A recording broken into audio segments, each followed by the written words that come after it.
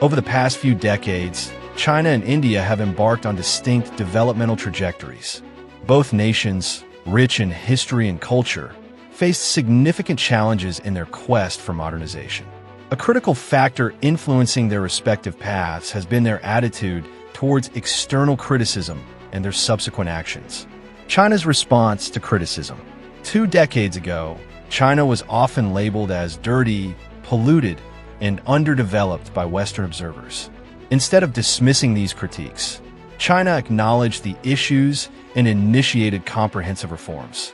The government invested billions into infrastructure and environmental projects, aiming to transform urban landscapes and improve living conditions. Even at the risk of slowing their 8% GDP growth rate, the government took comprehensive actions. Factories were moved away from the residential areas, new and improved machines were used, and the factories were forced by law to minimize pollution as much as possible. The whole automotive industry was also transformed in order to tackle the pollution caused by internal combustion engine cars. The government invested massively in electrical vehicles, and today, China has created new green industry of EVs, which not only keeps the environment clean, but also employs hundreds of thousands of people. This proactive approach led to the development of cleaner cities, with many now rivaling their Western counterparts and even surpassing some. While challenges remain, the progress is undeniable. For instance, China's Loess Plateau project, launched in 1999, successfully addressed severe soil erosion and loss of vegetation, transforming the region and improving agricultural productivity. India's reaction to outside observations. In contrast, when faced with observations about environmental degradation, huge segment of the Indian populace tend to react defensively and few even go on an offensive rant. As a counter-response, Indians accuse of bias against them by foreign media. Some highlight pockets of affluent areas as a talking point to fight back against the claims of India's pollution. However, such reactions often overlook the realities faced by millions living in substandard conditions. In a deeply unequal society of India, even the air people breathe takes away their lifespan, but Indians don't seem to care about them. They will use words to defend India's environment, but when it comes to taking action, they will sit back and do nothing. Indian people don't have the mindset to make the change, so I don't see India changing its way anytime soon.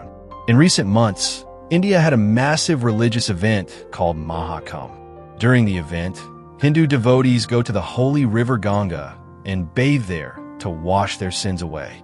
You would imagine a holy river to be kept clean by the people, but not in India. Sewage water, industrial waste, dead animal carcasses, open defecation, every worst thing you can imagine is dumped in that holy river, and Hindu devotees actually went to bathe in that river. Mind you, it's not just uneducated people going there. Educated people are doing the same thing. For such a thing to happen, you can only question the mindset of the people. While we are on the topic of India mindset, you'll come across a lot of comments saying Asia's richest man is an Indian. CEOs of top US tech companies are of Indian ethnicity, and richest group of people in America is Indian American. This argument is used to show Indian superiority to other group of people, especially Chinese people, because China is so far ahead of India when two countries are compared. Sadly, when Indians make these kind of remarks, they don't realize the poor state of their own country. Yes, Asia's richest man is an Indian, but this same India has one of the worst inequality, so the rich are absolutely loaded, while an average person has difficulty surviving. Yes, CEOs of US tech companies are of Indian ethnicity, but aren't they working on behalf of America? US is draining all the talented Indians, so what is India left with? Yes, Indian American are the richest group of people in US, but does that make Indians in India any richer? How can Indians rejoice about these kinds of facts when it doesn't change their life at all?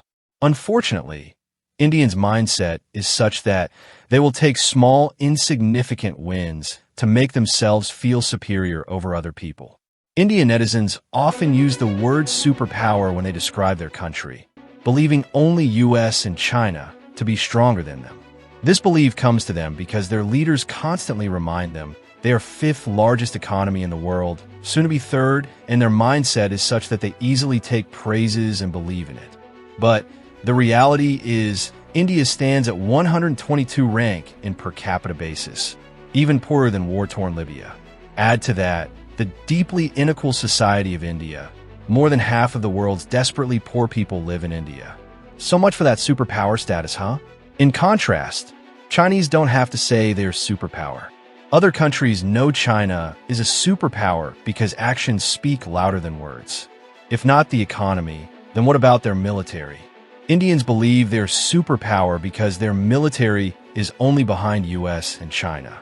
Even here, they're deeply mistaken because of their mindset of easily taking praises and believing in it. It's true that in terms of the sheer number of armed personnel, India ranks on the top, but in today's day and age, technology is the deciding factor, and guess what? India has little domestic military technology. The Tejas fighter jet India manufactured is so bad that their own military refused to buy them. The lesser said about the Indian Navy, the better. Instead of buying domestic, India is the biggest arms importer of Russian, French, American weapons and weapon system. Imagine calling yourself a superpower when the keys to your weapon room is in hands of other countries.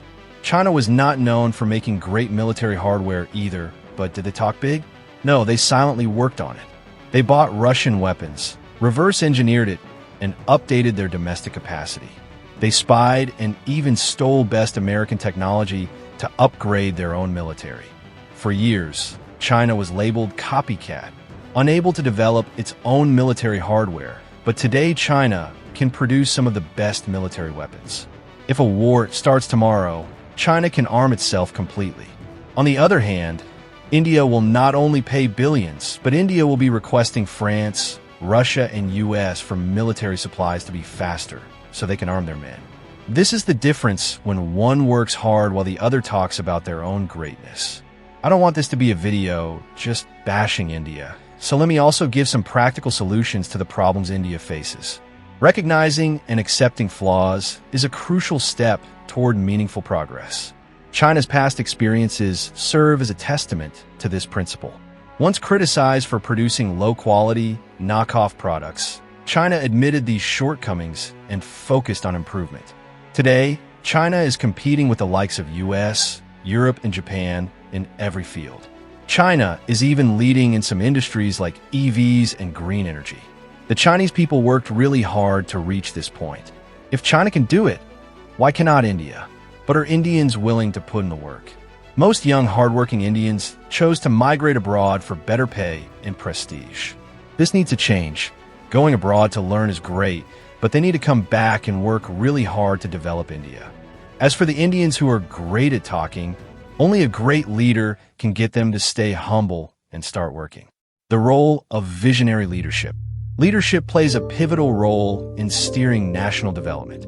China's economic reforms under leaders like Deng Xiaoping involved learning from more developed nations. Deng visited countries like US, Singapore, and even Japan to learn from them. Yes, even Japan.